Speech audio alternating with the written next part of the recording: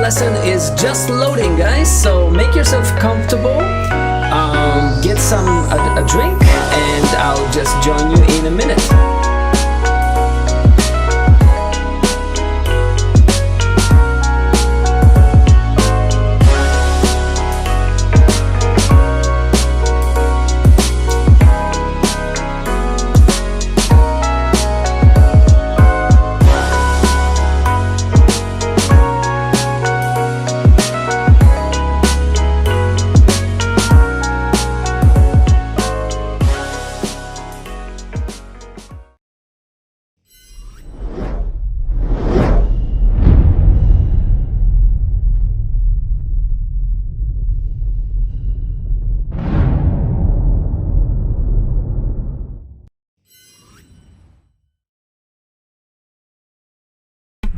And we're live. Welcome to English Palette. If you are joining us now on Twitch, that's great. That's where we are supposed to be. But at the same time, hopefully you're joining us from Discord, from the English Hub, the best server on Discord ever. So I'm your host, Jack, and I want to welcome you to this next lesson. And I think the class is almost starting. But before we start the class, I just wanted to welcome you. Thank you. I see the room is filling up with students. Yay! Okay. Are you excited? Okay, I'm excited too. Okay, very good. Very good, very good. Well, I think it's almost time to start a lesson. Yeah, I think the class is in session. Right. Excellent. Well, today, guys, we're going to do some exciting stuff.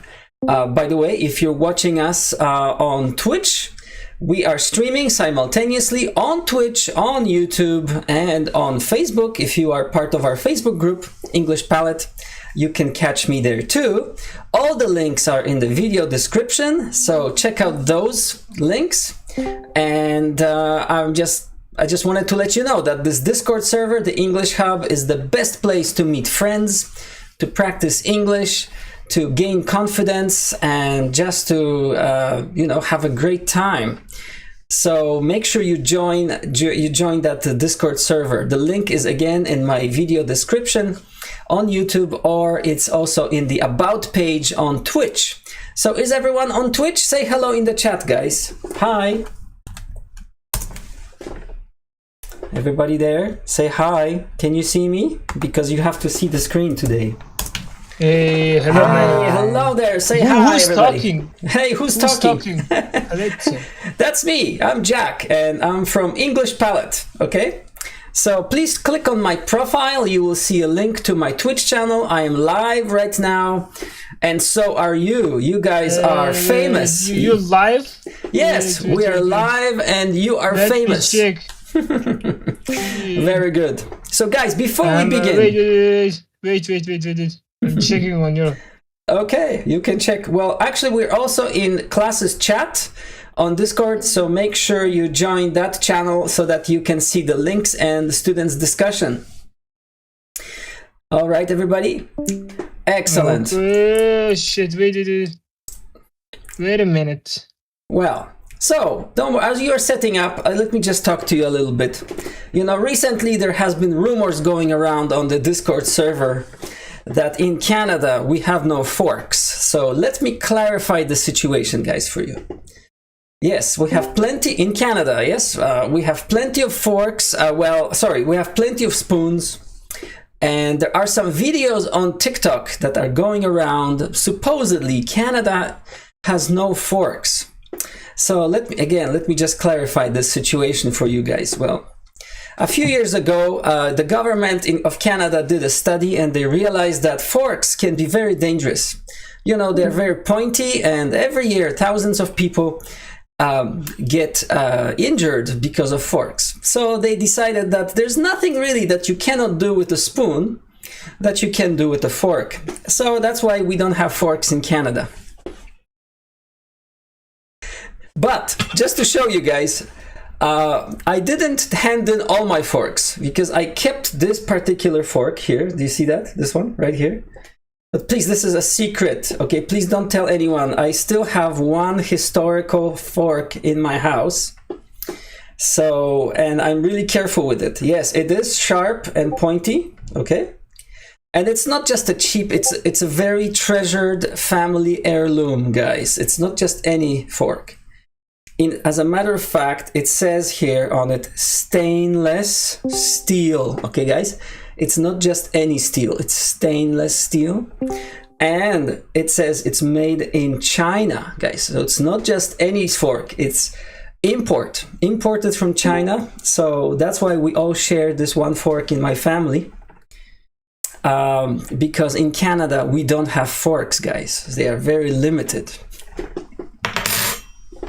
Okay. Amen. Okay, if you believe this story, that means you lack some serious critical thinking skills, guys. Here's the moral. Of course, forks are legal. Why? Stop it, bro. Speaking alone, it's weird. So what happened is that yes, we have forks, and of course they're legal. So I think just by watching some TikTok video, don't believe everything you see on the internet, guys. Don't believe everything you see on the internet. Okay, are you excited to get started? No. Mm-hmm. Yes, who was that? But I've seen, me. Oh, Tracy Lee! I'm so glad. Yay! Tracy Lee, I'm so glad you made But it. I've seen Well, you see, here's proof. Yeah. I am in Canada and I have a fork. Okay. well, but you don't let the government know. Shh. Yes. About that. So I hope that this video doesn't go viral because I don't want anybody else to know that I have a fork. So you doing illegal thing, something like that? Don't tell anyone, okay? All right, so it's just between you and I. Okay, guys, listen, are you excited? Are you excited about today's class? I am. How are you feeling? This is how I'm feeling. Wow, I feel good. Yeah, I'm excited. Very good. So, And Let's can I go. ask yes, let's go. what is this lesson about? It's like it's my first day. Today we are going to. Welcome. So, if this is your first day, I'm so glad you checked us out. We are going to read a story. Okay, so I'm just about to get ready. But basically, you need to look at the screen. Do you have Twitch open? Say hi in the Twitch chat if you are there. I see there are only 2 people watching right now. Who else is in the Twitch channel? You need to go there. So please post. Oh, some people are on YouTube. Okay, very good. You can be on YouTube or on Twitch. I prefer Twitch because I'm looking at this chat right now. So if you are on Twitch, I can see you and I can interact with you. Okay. So by the way, if you're not familiar with Twitch, it's a streaming platform for gamers and other things. But I am reclaiming Twitch for education.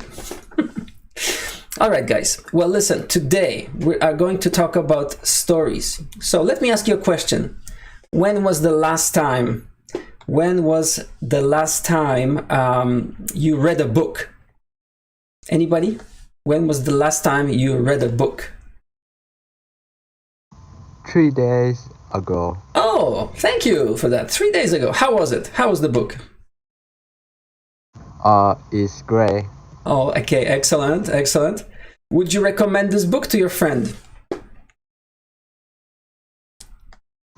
I think the book.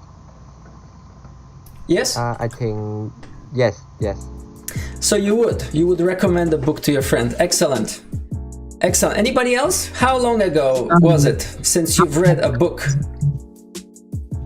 I read a book 4 days ago, and it was about English. So it was about rhythm and anthology. It's an anthology.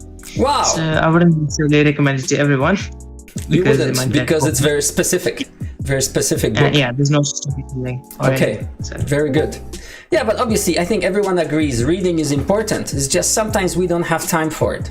So today I just wanted to recommend to you guys short stories. Short stories are great. There are very many reasons why short stories are a great idea to read. First of all, they are short. So that means there is no great time commitment. You can just pick up the book and read it. And if you don't like the story, well, you didn't lose a lot of time, right? You can pick up another short story. Another reason why short stories are great is because they are like a little piece of art, okay? So they're a whole package.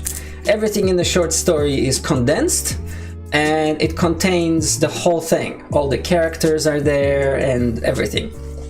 And of course, the main reason why you should read short stories is because they help you write better, okay? So if you want to improve your English writing skills, definitely you should be reading short stories. So today we are actually going to read a short story. And we're going to read a short story by an author whose name is Jack London. See, he's also Jack, like me. Jack London. Who knows Jack London? Have you heard about Jack London? Anybody? Anybody? No? Yes? No? Yes. Yes, you have heard. He said yes in the chat. Okay, you've heard about Jack London. Awesome, that's great. Well, so we're going to read the story. We're going to read the story together of Jack London. But before we start reading, I just wanted to let you know a little bit about the author. So just imagine, it's year 1800. It's it's 1897 actually. It's almost year 1900. So what happens is that people suddenly discover gold in Yukon, which is actually in Canada right now. But at the time, it wasn't. It was just Yukon. So a lot of people go there in search for gold, and they hope to get rich. And one of those people is a young Californian named Jack London. So he goes up to Yukon, and what do you think? Do you think he gets rich or not? Do you think he finds a lot of gold? What do you predict? Tell me your opinion. He finds some gold? He writes a novel. Yes, that's right. He actually doesn't find any gold. He doesn't get rich. But he lives there several years, and he hears all kinds of interesting stories. He's impressed with nature. He's impressed with the harsh life that people lead in Yukon. And then he comes back to California full of stories and ideas, and he begins to write short stories and books. And that is what makes him famous. Not really the gold that he found in Yukon, but the stories that he found in Yukon. Yes, Sapphire is writing the titles of different stories and books. Today we are going to read a book, a short story called To Build a Fire, guys, To Build a Fire. So let me bring it up on the screen. And by the way, these stories are mostly in public domain, so they are free to read, and basically you can download them and access them on the internet very easily. And that's another advantage of reading them. Okay guys, so while I read the story, I just want you to... We actually have a new dictionary bot installed, so you can define words that you don't understand, that you see on the screen. But also, I count on you. Some of you are more expert in English language than others. So I think what you can do also is help each other. So as I read the story, we're going to, you can post questions in the chat. You can, and others can provide answers, okay? Let's try that. Are you guys ready? Are you guys ready? Ready. Yes, okay, very good. Let's go then. So in order to change the mood, I'm going to turn off the music because we are being transported now into a very cold and harsh environment. So what I'm going to do is turn off this music, and I'm going to switch to the sounds of howling wind. Howling wind, guys. That's better. That's more like it, guys. And switching my screen so that you will see the story. Make it a little bit larger. Can everybody see it clearly? Okay guys, to build a fire. To build a fire. So if you have any problems with vocabulary questions, just type them in the chat, either on Discord or on on Twitch, and others who are watching, please help and provide answers. Here we go, guys. Oh, before that, let me get a drink of H2O. That's good. That helps. Here we go, guys. Ready? To build a fire. Okay, so maybe please mute your mic unless you want to ask a question, okay? Sponsored by H2O, that's right. Thank you to our sponsors, H2O. If you are just joining us, by the way, make sure you follow the channel, hit that like button, join the Discord server because it's the best place to be right now, okay? Here we go. Day had dawned cold and gray when the man turned aside from the main Yukon Trail. He climbed a high earth bank where a little traveled trail led east through the pine forest. It was a high bank, and he paused to breathe at the top. He excused the act to himself by looking at his watch. It was 9 o'clock in the morning. There was no sun or promise of sun. Although there was not a cloud in the sky, it was a clear day. However, there seemed to be an indescribable darkness over the face of things. That was because the sun was absent from the sky. This fact did not worry the man. He was not alarmed by the lack of sun. It had been days since he had seen the sun. The man looked along the way he had come. The Yukon lay a mile wide and hidden under the 3 feet of ice. On top of this ice were as many feet of snow. It was all pure white. North and south, as far as the eye could see, it was unbroken white. The one thing that relieved the whiteness was a thin, dark line that curved from the pine-covered island to the south. It curved into the north, where it disappeared behind another pine-covered island. This dark line was the trail, the main trail. It led south 500 miles to the Chilkoot Pass and salt water. It led north 75 miles to Dawson. Dawson was a city, guys. And still farther on to the north 1,000 miles to Nulato, and finally to St. Michael on Bering Sea. 1,000 miles and a half, 1,000 more. But all this, the distant trail, no sun in the sky, the great cold, and the strangeness of it all had no effect on the man. It was not because he was long familiar with it. He was a newcomer in the land, and this was his first winter. Okay, guys, let's pause here. What's going on in the story? What's going on? The man is walking? Yes? What time is it? What time is it? Did you catch that? 9 o'clock. Yes, it's 9 o'clock in the morning. Is it bright or is it dark?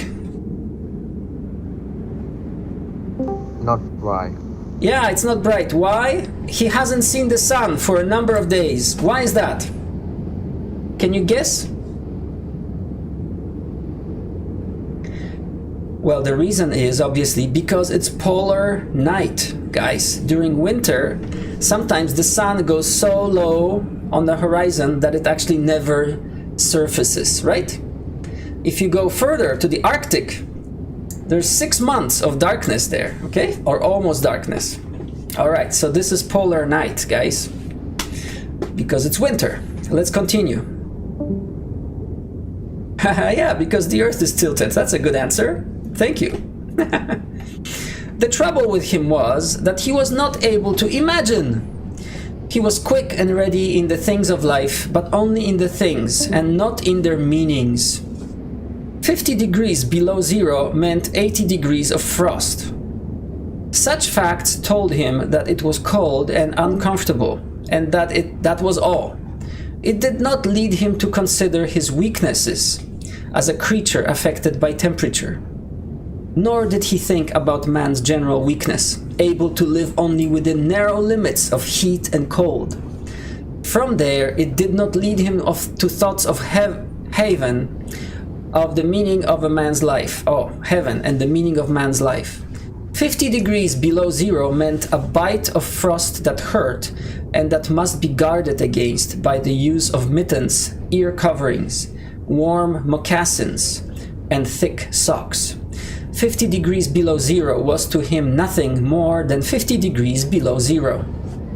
That it should be more important than that was a thought that never entered his head. As he turned to go, he forced some water from his mouth as an experiment.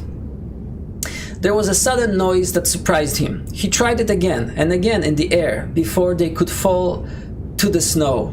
The drops of water became ice that broke with a noise. He knew that at 50 below zero, water from the mouth made a noise when it hit the snow.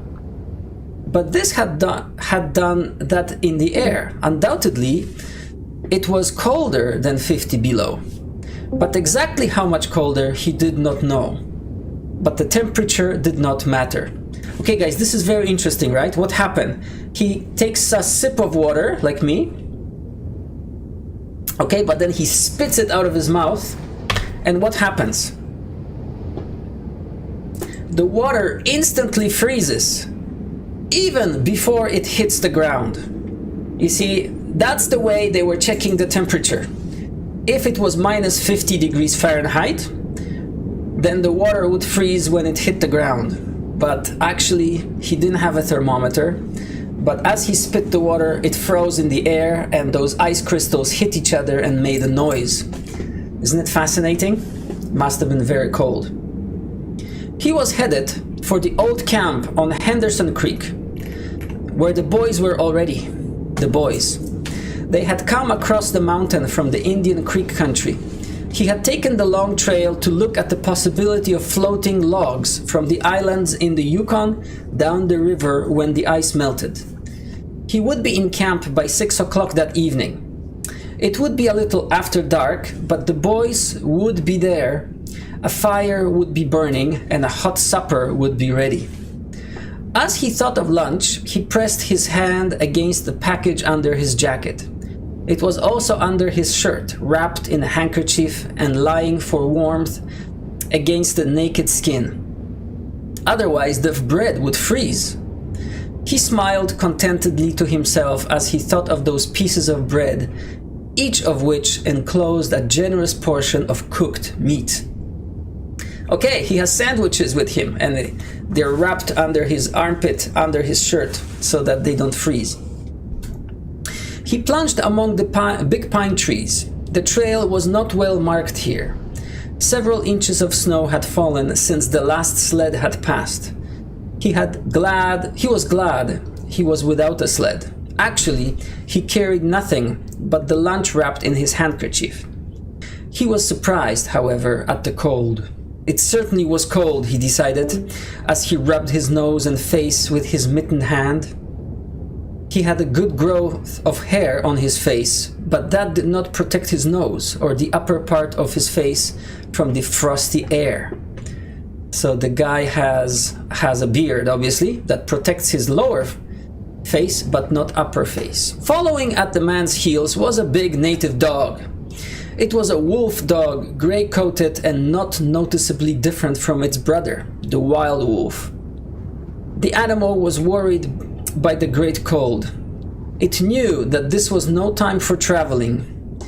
Its own feeling was closer to the truth than the man's judgment. In reality, it was not merely colder than 50 below zero, it was colder than 60 below zero. Then 70 below. It was in fact 75 below zero. Because the freezing point is 32 above zero, it meant that they were in 107 degrees of frost. Okay guys, maybe someone can convert Fahrenheit to Celsius and post it in the chat. What was the temperature? Because I think people who come from metric countries are curious to see how cold it could have been. The dog did not know anything about temperatures. Possibly in its brain there was no understanding of a condition of very cold, such as was in the man's brain. But the animal sensed the danger. Its fear made it question eagerly every moment of the man, as if expecting him to go into camp or to seek shelter somewhere and build a fire. The dog had learned about fire and it wanted fire. Otherwise, it would dig itself into the snow and find shelter from the cold air. Yes, Tracy Lee, the temperatures are in Fahrenheit. That's why we need someone to convert it for us. Okay, so please convert. The temperature right now is minus 75. Minus 75 below zero. Okay, so what is that in Celsius? The frozen moistness of its breathing, the dog's breathing, had settled on its fur in a fine powder of frost. The hair on the man's face was similarly frosted, but more solidly. It took the form of ice and increased with every warm, moist breath from his mouth. Also, the man had tobacco in his mouth. The ice held his lips so tightly together that he could not empty the juice from his mouth. The result was a long piece of yellow ice hanging from his lips. Okay, so tobacco means not cigarettes, but chewing tobacco, guys. In older days, people used to chew tobacco leaves. It was kind of like a precursor to chewing gum. It gave them energy, it gave them nicotine, and it stimulated their brain. Chewing tobacco. If he fell down, it would break like glass into many pieces. He expected the ice formed by the tobacco juice having been out twice before when it was very cold. But it had not been as cold as this, he knew. He continued through the level forest for several miles. Then he went down a bank to the frozen path of a small stream. This was Henderson Creek, and he knew he was 10 miles from where the stream divided. He looked at his watch. It was 10 o'clock. He was traveling at the rate of 4 miles an hour. Thus, he figured that he would arrive where the stream divided at 12:30. He decided he would eat his lunch when he arrived there. The dog followed again at his heels, with its tail hanging low as the man started to walk along the frozen stream. The old sled trail could be seen, but a dozen inches of snow covered the marks of the last sleds.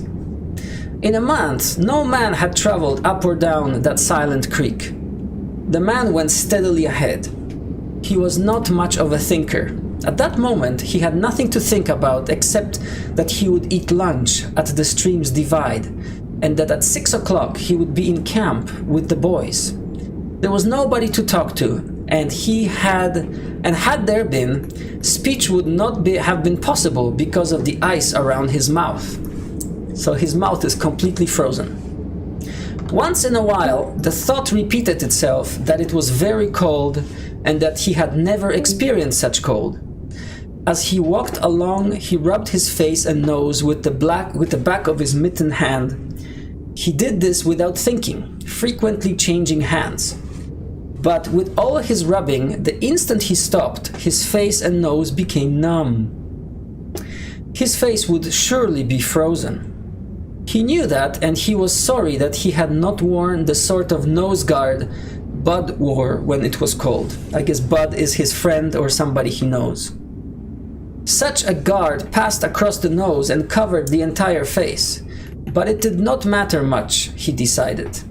What was a little frost? A bit painful, that was all. It was never serious.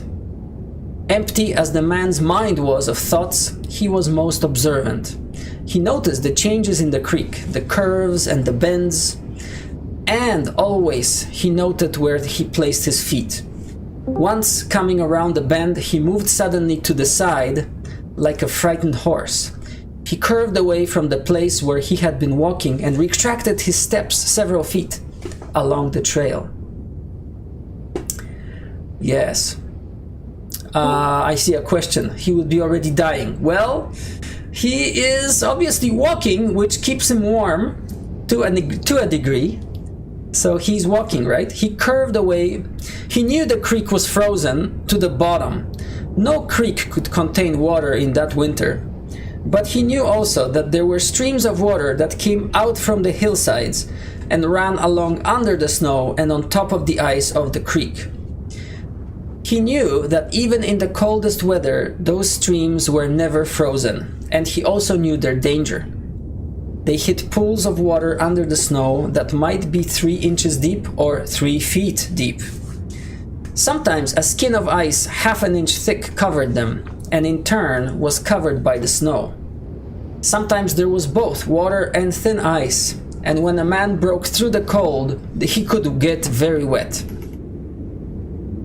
That was why he had jumped away so suddenly. He had felt the ice move under his feet. He had also heard the noise of the snow-covered ice skin breaking. And to get his feet wet in such a temperature meant trouble and danger.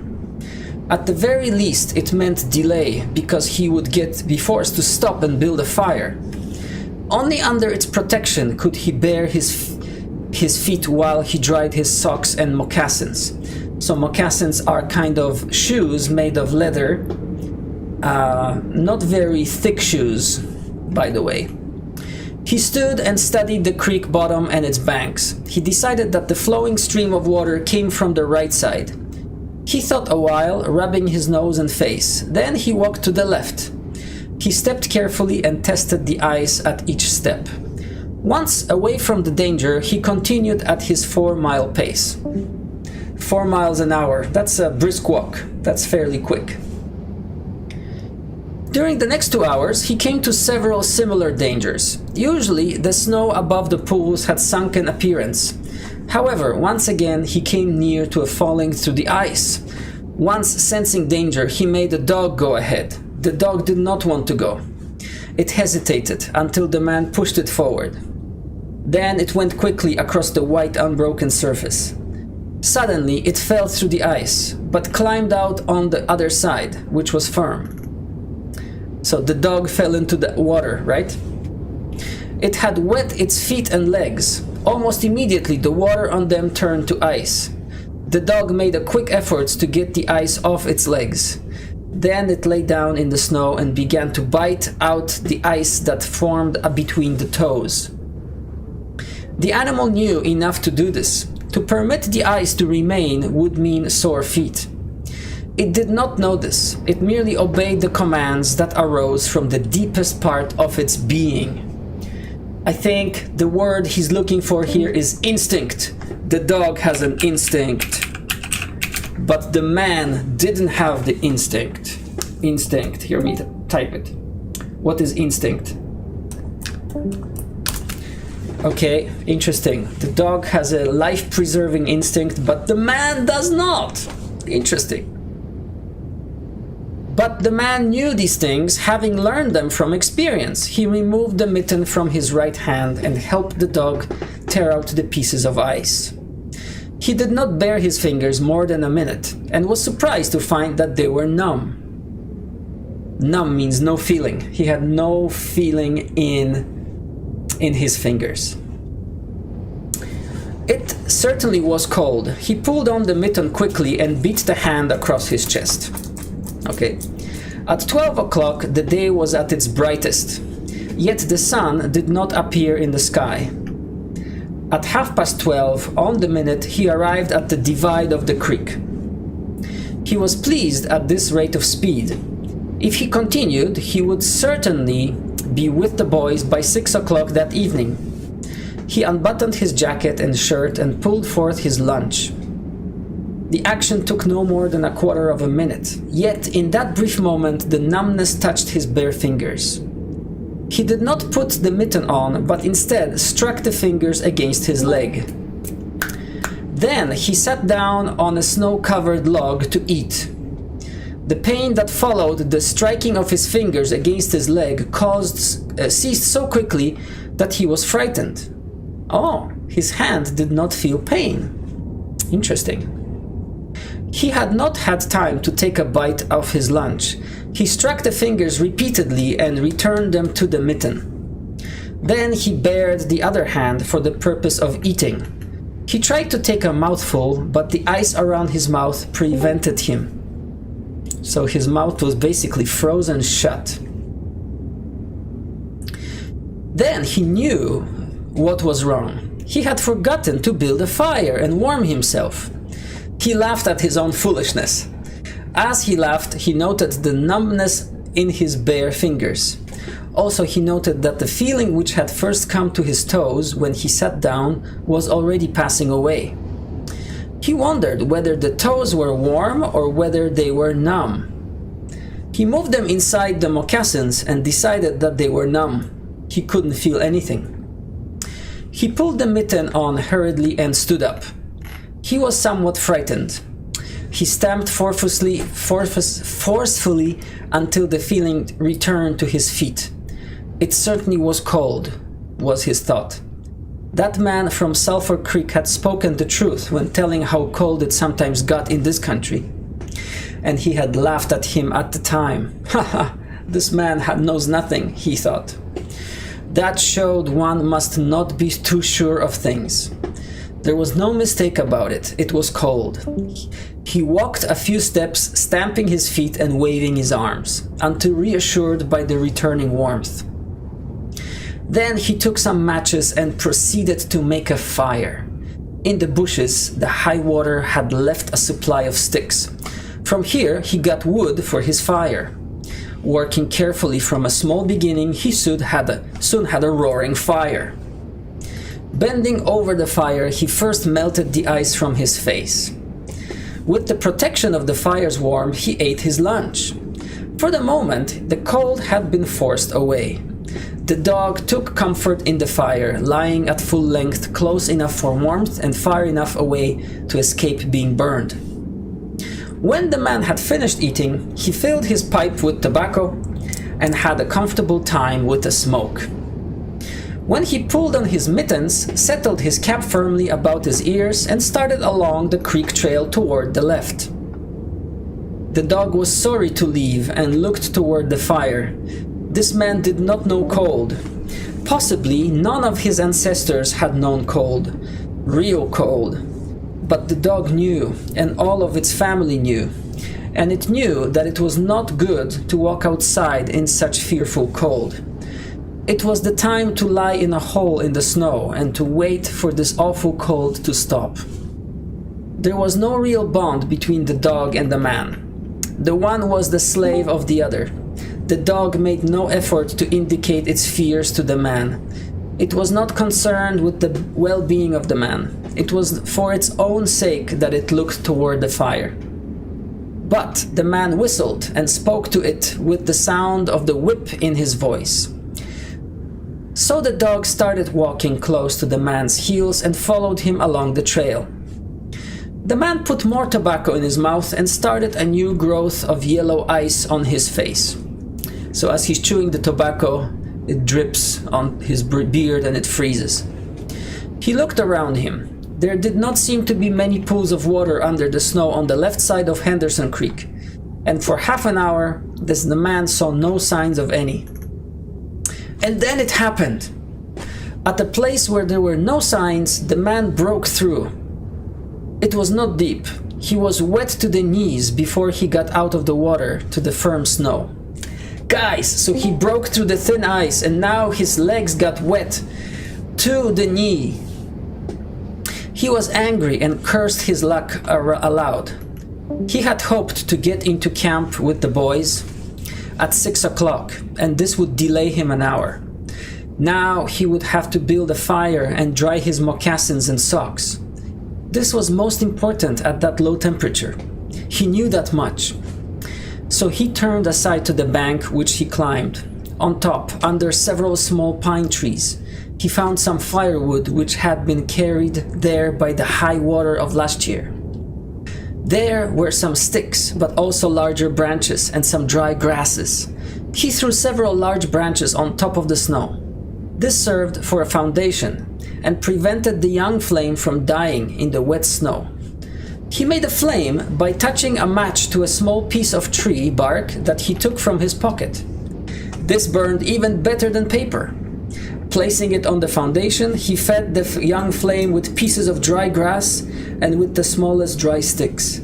Okay guys, he's making another fire. Great. He worked slowly and carefully, realizing his danger. Gradually, as the flame grew stronger, he increased the size of the sticks with which he fed it. Okay, so notice you can feed the fire. Just like you can feed a baby, you can feed a fire with more wood. He sat in the snow, pulling the sticks from the bushes under the trees and feeding them directly to the flame. He knew he must not fail. When it is 75 below zero, a man must not fail in his first attempt to build a fire. This is especially true if his feet are wet. If his feet are dry and if he fails, he can run along the trail for half a mile to keep his blood moving. But the blood in wet and freezing feet cannot be kept moving by running when it is 75 degrees below. No matter how fast he runs, the wet feet will freeze even harder. All this the man knew. The old man on Saltwood Creek had told him about it, and now he was grateful for the advice. Already all feeling has gone from his feet. To build a fire, he had been forced to remove his mittens, and the fingers had quickly become numb. His pace of 4 miles an hour had kept his heart pushing the blood to all parts of his body. But the instant he stopped, the action of the heart slowed down. He now received the full force of the cold. The blood of his body drew back from it. The blood was alive, like the dog it wanted to hide and seek cover away from the fearful cold. As long as he walked 4 miles an hour, the blood rose to the surface, but now it sank down into the lowest depths of his body. His feet and hands were the first to feel its absence. His wet feet froze first. His bare fingers were numb, although they had not yet begun to freeze. Nose and face were already freezing, while the skin of all his body became cold as it lost its blood. But he was safe. Toes and nose and face would be only touched by the frost because the fire was beginning to burn with strength. He was feeding it with sticks the size of his finger. In another minute, he would be able to feed it with larger branches. Then he could remove his wet moccasins and socks. While they dried, he could keep his naked feet warm by the fire, rubbing them first with snow. The fire was a success. He was safe. He remembered the advice of the old man on Sulphur Creek and smiled. The man had been very serious when he said that no man should travel alone in that country after 50 below zero. Well, here he was. He had the accident, he was alone, and he had saved himself. Those old men were rather womanish, he thought. Ha ha ha, like a woman, they were weak. All a man must do was to keep his head, and he was all right. Keep your head means think logically, think rationally. Don't panic. Any man who was a man could travel alone, but it was surprising the rapidity with which his face and nose were freezing. And he had not thought his fingers could lose their feeling in such a short time. Without feeling, they were because he found it was very difficult to make them move together to grasp a stick. They seemed far from his body and from him.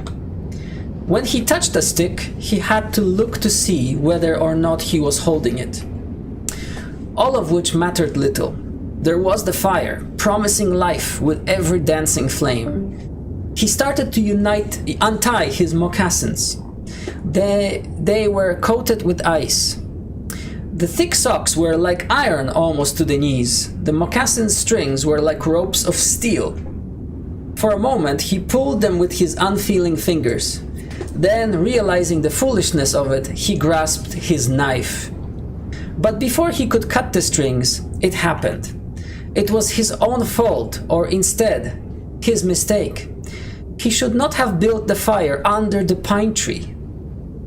He should have built it in an open space. But it had been easier to pull the sticks from the bushes and drop them directly onto the fire. Now the tree under which he had done this carried a weight of snow on its branches.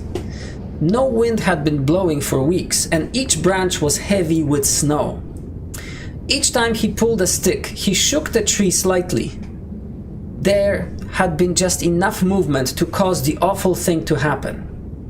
High up in the tree, one branch dropped its load of snow. This fell on the branches beneath. This process continued, spreading through the whole tree. The snow fell without warning upon the man and the fire was dead. where it had burned was a pile of fresh snow. The man was shocked. It was like hearing his own judgment of death. For a moment he sat and stared at the spot where the fire had been. Then he grew very calm. Perhaps the old man on Sulphur Creek was right. If he had a companion on the trail, he would be in no danger now. The companion could have built the fire. Now he must build the fire again, and this second time he must not fail. Even if he succeeded, he would be likely to lose some toes. His feet must be badly frozen by now, and there would be some time before the second fire was ready. Such were his thoughts, but he did not sit and think them. He was busy all the time they were passing through his mind. He made a new foundation for a fire, this time in an open space, where no tree would be above it. Next, he gathered dry grasses and tiny sticks. He could not bring his fingers together to pull them out of the ground, but he was able to gather them by the handful. In this way, he also got many pieces that were undesirable. They were maybe with snow, but it was the best he could do. He worked carefully, even collecting an armful of the larger branches to be used later when the fire gathered strength. And all the while the dog sat and watched him.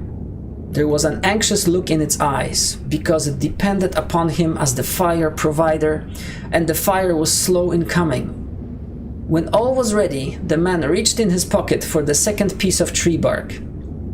He knew the bark was there, although he could not feel it with his fingers. He tried again and again, but he could not grasp it.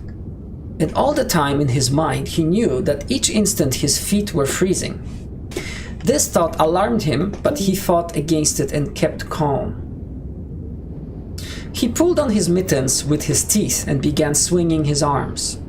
Then he beat his hands with all his strength against his sides. He did this while he was sitting down. When he stood up to do it, then he stood up to do it. All the while the dog sat in the snow, its tail curled warmly over its feet, and its sharp wolf ears bent forward as it looked at the man. And the man, as he waved his arms and hands, looked with longing at the creature that was warm and secure in the covering provided by nature. That means the man envied the dog that he has natural fur. After a time, he began to notice some feeling in his beaten fingers. The feeling grew stronger until it became very painful. But the man welcomed the pain. He pulled the mitten from his right hand and grasped the tree bark from his pocket. The bare fingers were quickly numb again. Next, he brought out his pack of matches. But the awful cold had already driven the life out of his fingers. In his effort to separate one match from the others, match is the thing you use to start a fire, right? In his effort to separate one match from the others, the whole pack fell in the snow. Oh, he dropped his matches. He tried to pick it out of the snow, but failed. The dead fingers could neither touch nor hold. Now he was very careful. He drove the thought of his freezing feet and nose and face from his mind. He devoted his whole soul to picking up the matches. He followed the movement of his fingers with his eyes, using his sense of sight instead of that of touch. When he saw his fingers on each side of the pack, he closed them. That is, he willed to close them because the fingers did not obey. He put the mitten on the right hand again and beat it fiercely against his knee. Then, with both mittened hands, he lifted up the pack of matches along with much snow to the front of his jacket. But he had gained nothing. After some struggling, he managed to get the pack between his mittened hands. In this manner, he carried it to his mouth. The ice broke as he opened his mouth with a fierce effort. He used his upper teeth to rub across the pack in order to separate a single match. He succeeded in getting one, which he dropped on his jacket. His condition was no better. He could not pick up the match. Then he thought how he might do it. He picked up the match in his teeth and drew it across his leg. 20 times he did this before he succeeded in lighting it. As it flamed, he held it with his teeth to the tree bark. But the burning smell went up his nose, causing him to cough. The match fell into the snow and the flame died. The old man on Sulphur Creek was right, he thought, in the moment of controlled despair that followed.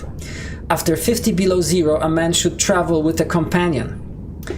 He beat his hands, but failed to produce any feeling in them. Suddenly, he bared both hands, removing the mittens with his teeth. He caught the whole pack of matches between his hands. His arm muscles were not frozen, and he was able to press the hands tightly against his matches. Then he threw the whole pack along his leg. It burst into a flame, 70 matches at once. There was no wind to blow them out. He kept his head to one side to escape the burning smell and held the flaming pack to the tree bark. And so he held it. He noticed some feeling in his hand. His flesh was burning. He could smell it. The feeling developed into pain.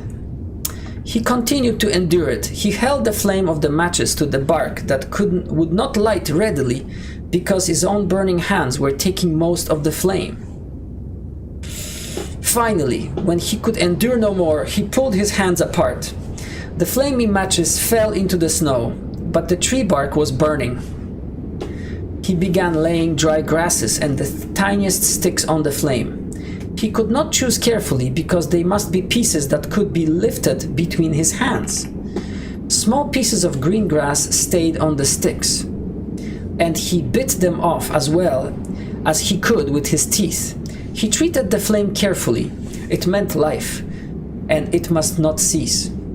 The blood had left the surface of his body, and he now began to shake from the cold.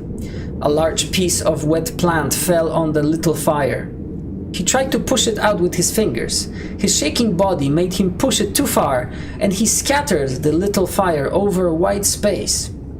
He tried to push the burning grasses and sticks together again. Even with the strong effort that he made, his trembling fingers would not obey, and the sticks were hopelessly scattered. Each stick smoked a little and died. The fire provider had failed.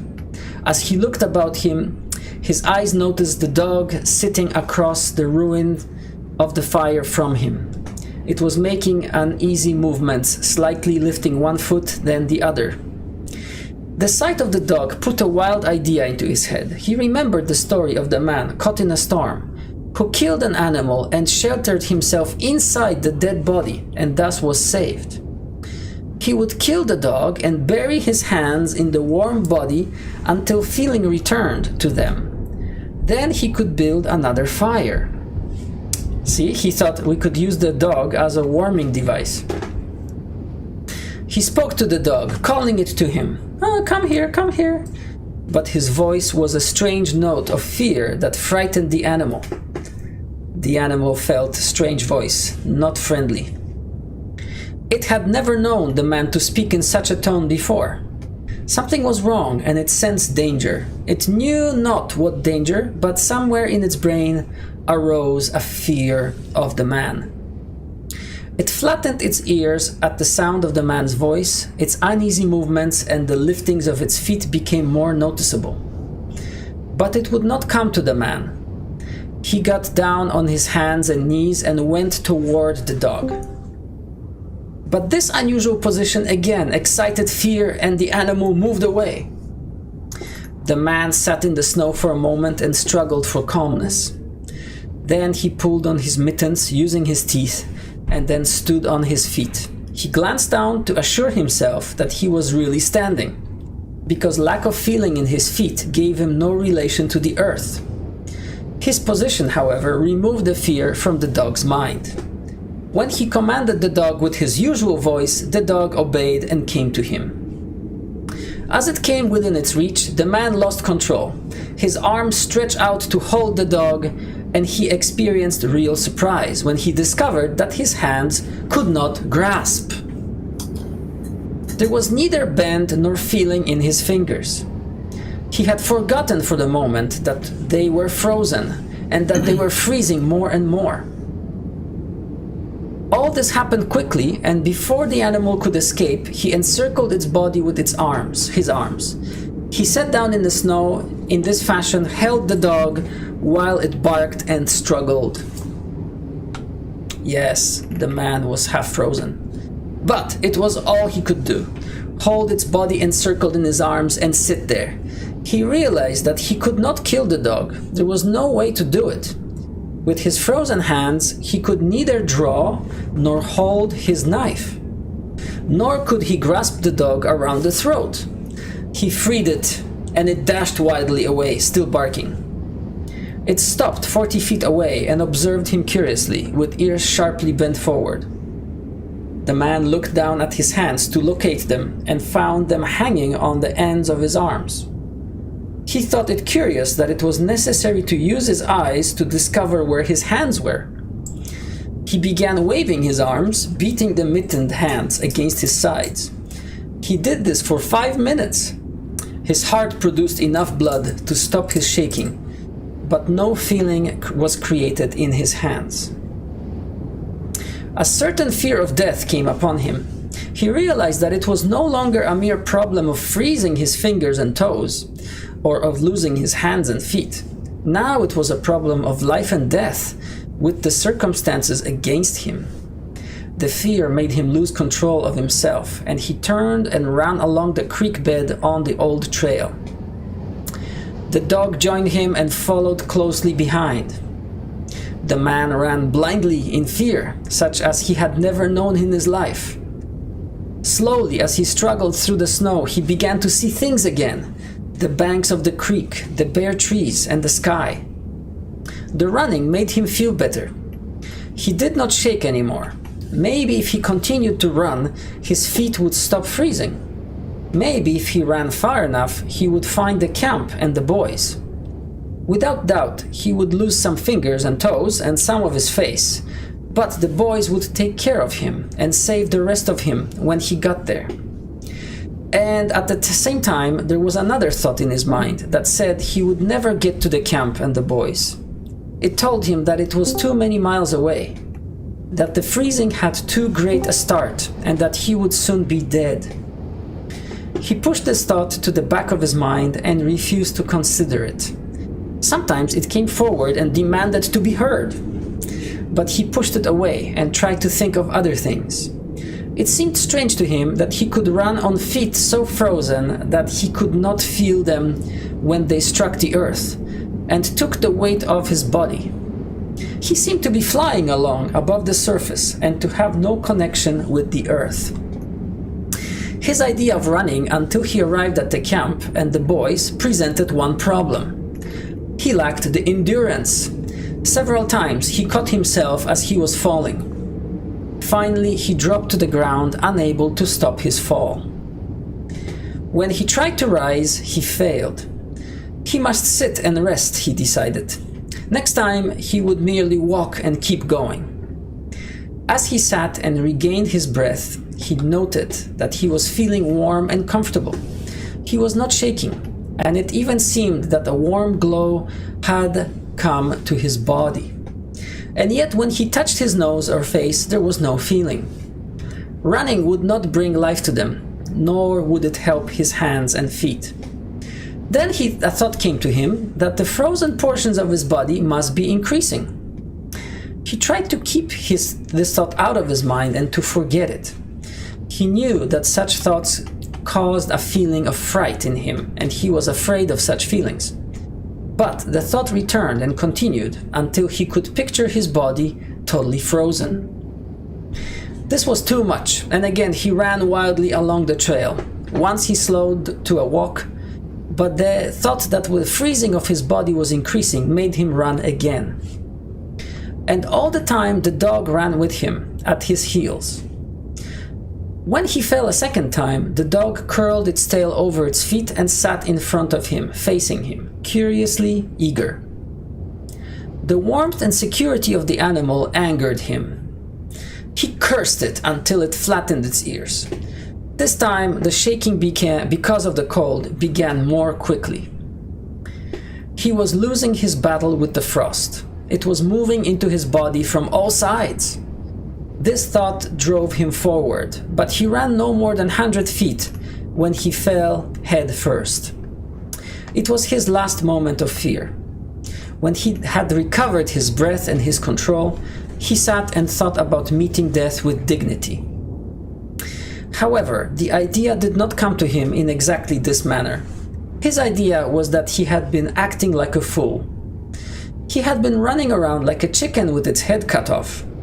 He was certain to freeze in his present circumstances, and he should accept it calmly. With this newfound peace of mind came the first sleepiness. A good idea, he thought, to sleep his way to death. Freezing was not as bad as people thought.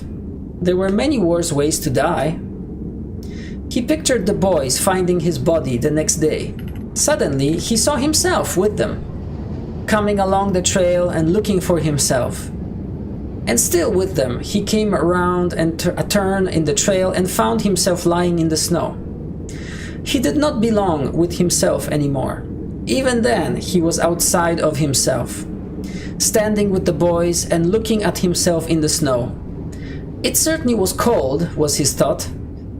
When he returned to the United States, he could tell the folks what real cold was. His mind went from this to the thought of the old man of Sulphur Creek. He could see him quite clearly, warm and comfortable and smoking a pipe. "You were right, old fellow, you were right," he murmured to the old man of Sulphur Creek. Then the man dropped into what seemed to him the most comfortable and satisfying sleep he had ever known. The dog sat facing him and waiting.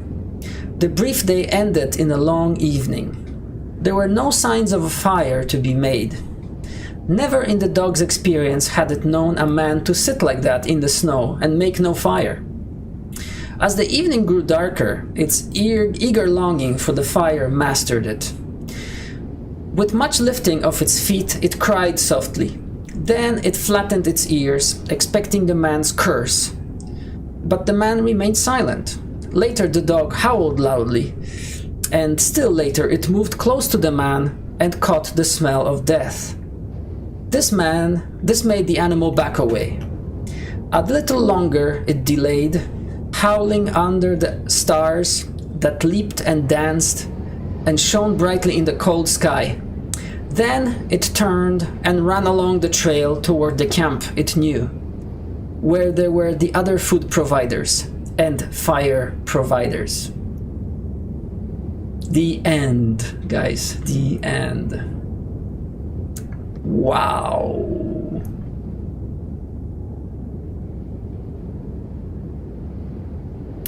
Wow. What do you guys think?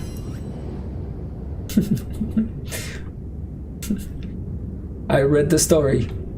Let me just turn off this wind because it's driving me insane. And we can turn on the music again. It was a good story. Oh, was it? Okay. Yes. Can you tell me why? Did you like it? Yeah, I like it. Why? Teachers always ask why. Why did you like it? Because that give me more information about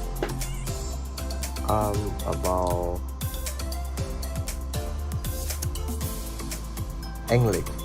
Oh, about English. Oh, okay. So you were exposed to some English. Nice. Yeah. Oh, Twinkle says, I like it because it's a story about man versus nature. Yes, in this case, I think nature wins. Right. I think you guys have never experienced such a cold, right? Minus 60 degrees. That is pretty cold. Yeah, Osiris says nature always wins. Yeah, but yeah, so you see, guys, it's very interesting because it gives us an insight, right? When you read a story, obviously you don't want to be that man. You don't want to be the man who is freezing to death. But by reading the story, you can learn from his mistakes. And actually, this story describes very well the stages that people go when they experience hypothermia. Do you guys know the word hypothermia? Hypothermia. Hypothermia. Let me just type it in the chat. Hypothermia. Okay, it's a fancy word. Basically means your body cannot warm itself up enough because of the external cold, and it drops in temperature, right? So people can die of hypothermia. So it's interesting. It's interesting that people go through these, the mental states. Like, for example, there are stages of fear. You start running, and then maybe you start seeing things, and then finally you feel warm and comfortable, and you just fall asleep. So yeah, so I think the story outlines the stages of hypothermia for us. Yeah, thank you for posting that link, Nevermore, because the story is available. You can download it as a PDF. It's in public domain, and Jack London wrote many interesting stories like that. But if you don't like this genre, this style, then I recommend other short stories. But still, the idea is the same. The idea is the same, right? To read not just as a textbook, but to read for fun, to get something out of it. And that's a great way to improve your English. And notice, we didn't stop to explain vocabulary. And that's my suggestion to you. When you read a story, don't stop. Just read it through and try to get as much as you can from it. Then, if you want to go back and check vocabulary, do that. But don't do that the first time around. Okay, you want to read it in its entirety. And even if you understand 70% or even 50%, that's better than stopping and checking the vocabulary items. All right, guys, do you have any questions? Like, what did you guys think? Any thoughts? I see some people here. What is your impression of the story? If you liked it, I know Goodnam likes it. How about others? Maybe not everybody liked it.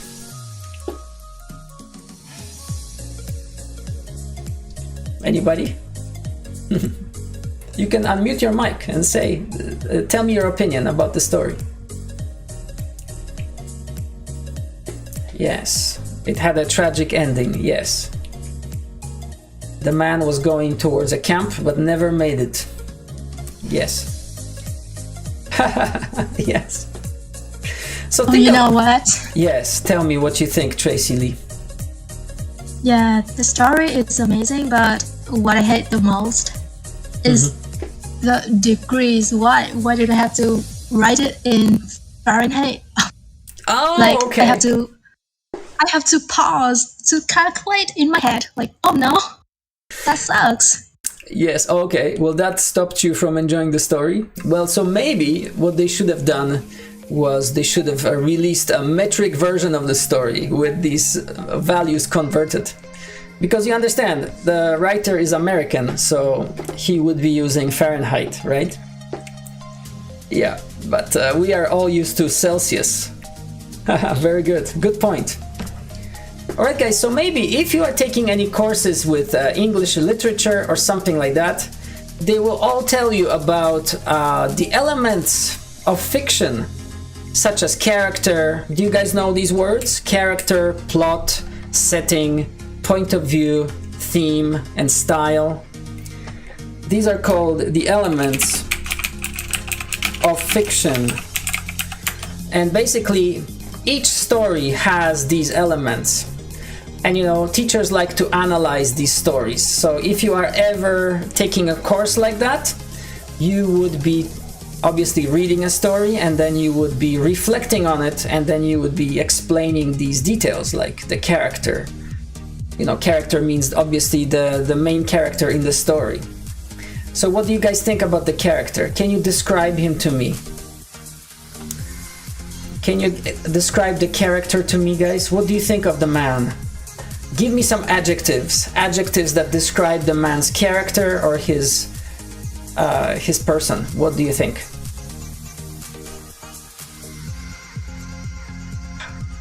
Can you guys describe the character in the story? Do we know his name? No, we don't know his name. So what kind of a man was he?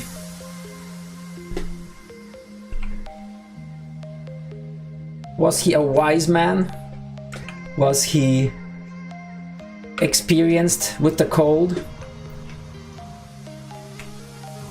He is Indian Creek. He is who? Sorry, could you say that again? Indian Creek. Indian Creek?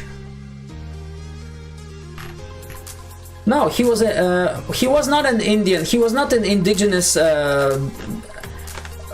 He was not a person who lives there natively. It says in the story that he was a newcomer. So he was maybe from another part. Yeah. So, but what do you guys think? Do you think he was wise or he was rather foolish?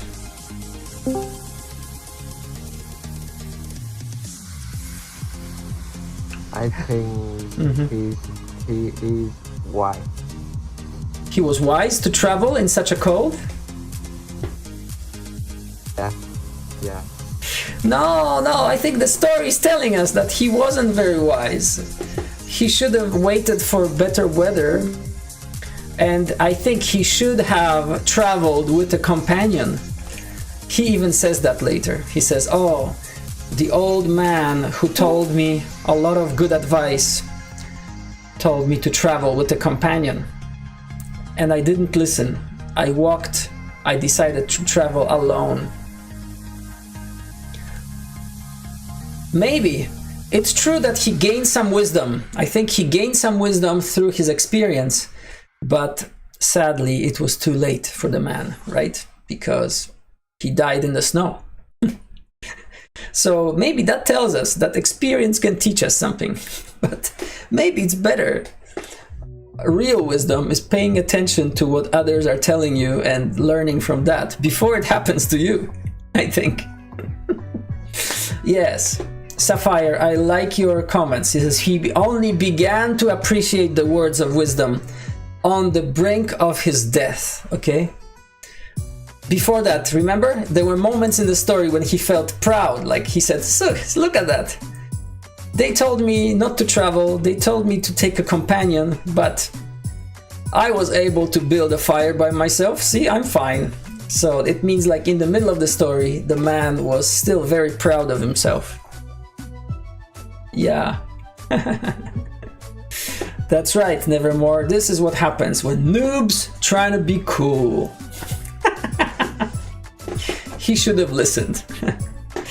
He should have listened. Okay, guys, this construction, should have listened. Sometimes it's misspelled. Some people say should listened. So don't do that. Okay, I'll show you the incorrect version. Some people say should have listened. That is incorrect. Okay. That is incorrect. It should have listened. Should have listened. Okay. Okay, so you might notice a misspelling. Some people misuse this. Okay, guys, well, listen. So what do you think? Does this make you interested in reading short stories?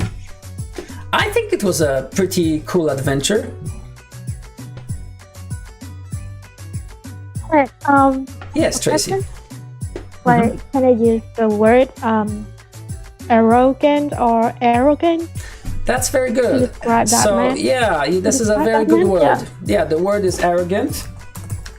And yeah, thank you. Yes, and the emphasis is on the first syllable. Arrogant. Yes, the man was arrogant. He was proud, he was arrogant, he was foolish, he was unteachable. unteachable because he refused to be taught by the old man. Yes, that's right. Well, guys, if you're just joining us and if you just caught the second half of this lesson, well, I just want to thank you. And we are live on Discord on the English Hub, the best Discord server ever, guys. So if you're not a member yet, please check out the link in the video description and join it ASAP, as soon as possible. We try to have a lot of exciting lessons. If you would like to support the channel, please go to my Twitch page. There's a way that you can become a regular supporter, you can become a fan of this channel, or you can just donate through PayPal, or you can just buy me a coffee if you want me to get more energy for more lessons. At the same time, I would encourage you to bring a friend, invite people to this server, because really it's a nice place to be. And I'm looking forward to seeing you many more times in the future. And if you're interested in private lessons, also reach out to me. You can DM me anytime, and I can help you with many things like essay writing, grammar, anything that you need help with. Thank you, everybody. Well, I think that will bring us to the end of this lesson. Do you guys have any final comments? Final comments?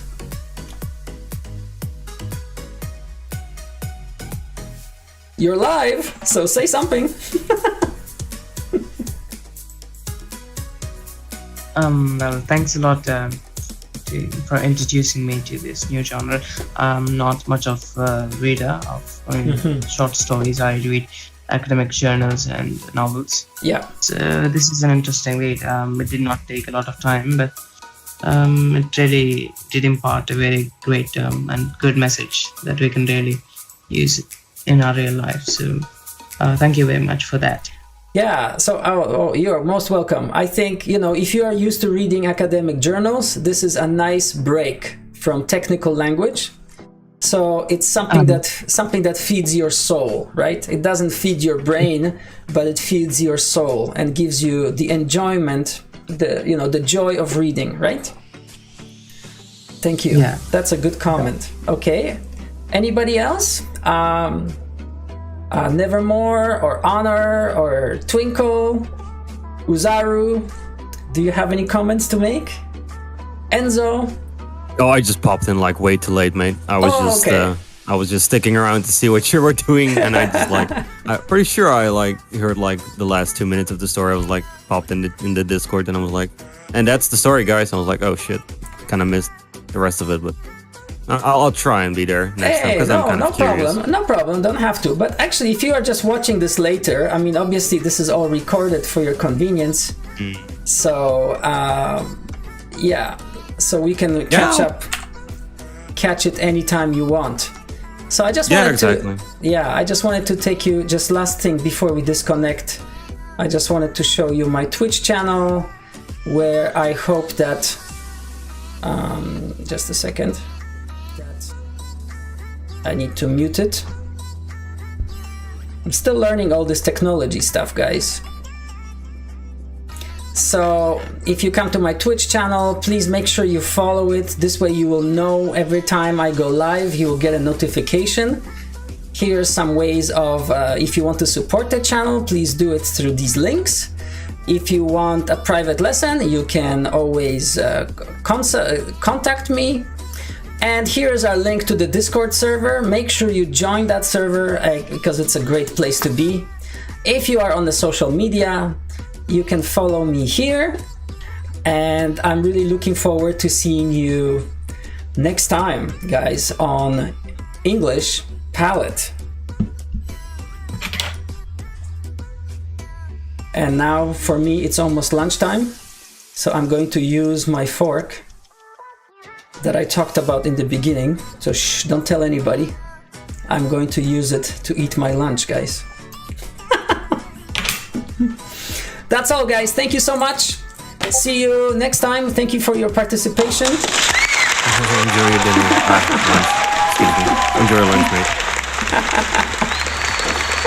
Are you eating pancakes? Thank you, guys. And if you want to connect, just send me a friend request. And I'm looking forward to chatting with you later. Bye for now. Wait, Yay. teacher. Mr. Oh, you have a Mr. question? Jack, Okay, last question. Are Yes. you- I'm still live. Yeah. What is it? Are you going to eat pancakes? Pancakes. Only with maple syrup. That's the only correct way of Yeah. eating pancakes. That's right. Bye for now. Thank you for that. Yeah. Thank you. I love you. Take care, Jack. Thank you.